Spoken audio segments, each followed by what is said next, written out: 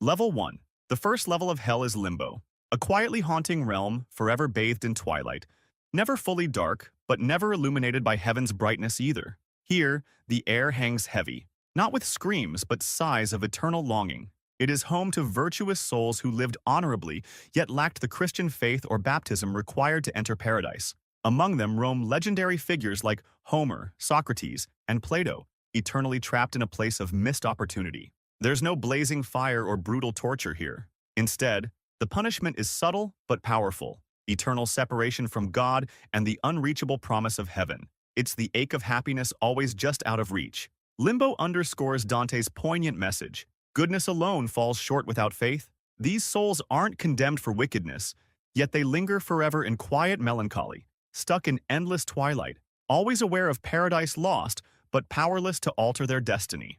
Level 2. The second level throws you straight into chaos.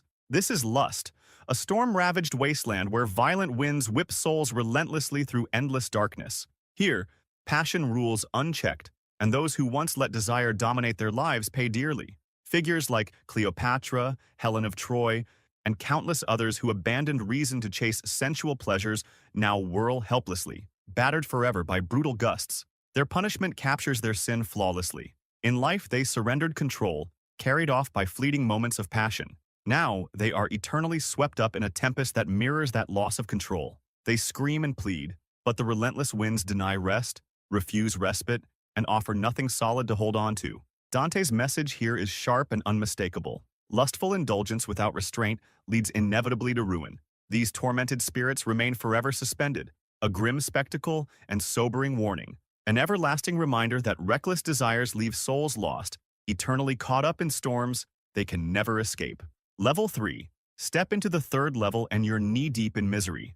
This is Gluttony. It's revolting, a vast pit of slushy muck drenched continuously by icy, foul rain. Souls here spent their earthly days obsessively consuming food and drink, and now they're condemned to eternal discomfort and filth. Sprawled out and submerged, they wallow helplessly in cold sludge as freezing rain pelts down relentlessly, providing neither warmth nor comfort, only endless torment.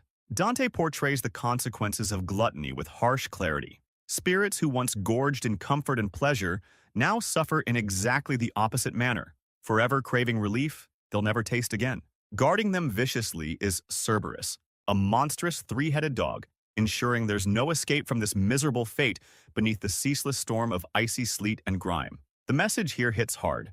Excessive indulgence corrupts and degrades. In this grotesque scene, souls experience eternal consequences of their earthly excess, vividly demonstrating how unchecked appetites lead only to eternal regret, soaked, freezing, and stuck forever. Level 4. Descending deeper into darkness, you enter the grim chaos of the fourth level, the arena of greed. Here, an eternal war rages between two distinct groups, souls who hoarded wealth selfishly and those who recklessly squandered it without care. Locked in endless conflict, these spirits furiously shove enormous weights against each other, trapped in relentless competition. It's a battle neither side can win, their struggle symbolizing the meaningless obsession with wealth that controlled their lives. Dante skillfully highlights this ironic torment. Hoarders cling desperately to their useless burdens, while spendthrifts push theirs away endlessly. Both sides hurl blame and accusations, forever locked in bitter resentment, eternally punished by their own greed-driven choices. This ceaseless, exhausting labor underscores the emptiness and futility of valuing material possessions above all else. The fourth circle delivers a blunt lesson. Unchecked greed traps souls in an unbreakable cycle of frustration, regret, and eternal struggle, forever bound to the very weights of earthly wealth they blindly chased. Level 5. Dive further down, and you'll hit the fifth level, a nightmare realm dominated by wrath and sullenness. Here, anger rules openly, and bitterness festers silently beneath. On the surface of the grim river Styx, the wrathful souls rage endlessly, attacking, clawing, and brutally tearing at each other in an eternal battle fueled by uncontrolled anger.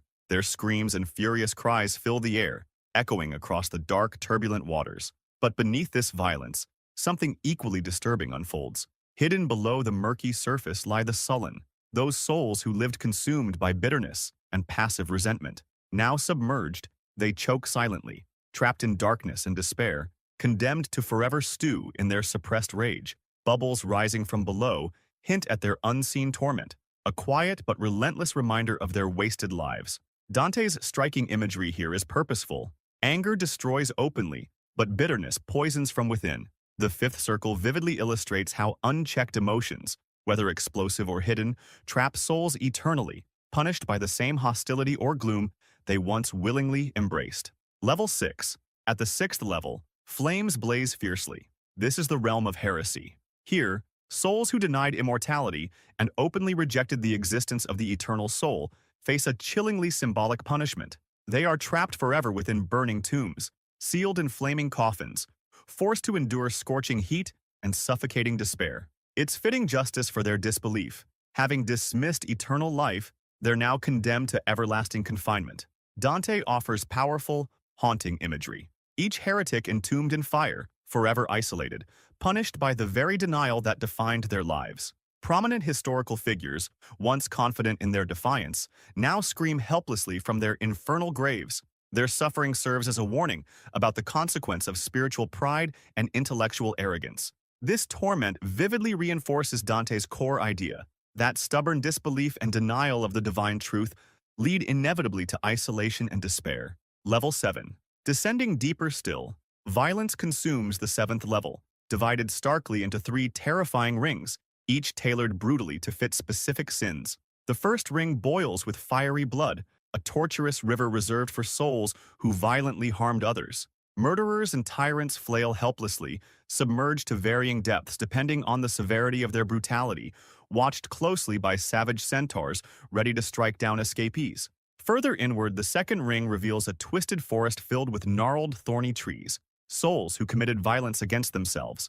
These suicides, stripped of their human forms, eternally suffer as harpies viciously tear their limbs, causing relentless pain that mirrors their self-inflicted wounds. Finally, the third ring unveils an infernal desert, scorched by flaming sand and raining fire. Here, blasphemers, sodomites, and usurers, those guilty of violence against God and nature, wander endlessly, enduring blistering torment from above and beneath, symbolizing their rejection of divine and natural order. Level 8. Further down lies the 8th level, Malebulge, a sinister pit divided into 10 grotesque ditches, each designed to punish different kinds of deception. This circle brutally targets fraud, a calculated sin born from cunning deceit. In one ditch, seducers and pimps are mercilessly whipped, driven forever in circles, a punishment for exploiting others. Nearby, flatterers writhe in a vile pit of human excrement, symbolizing the filthiness of their hollow compliments. Simoniacs, church officials who sold spiritual favors, hang upside down, feet aflame, highlighting their twisted inversion of holiness. Sorcerers and false prophets stumble blindly, heads grotesquely twisted backward, forever forced to look at the past they tried predicting.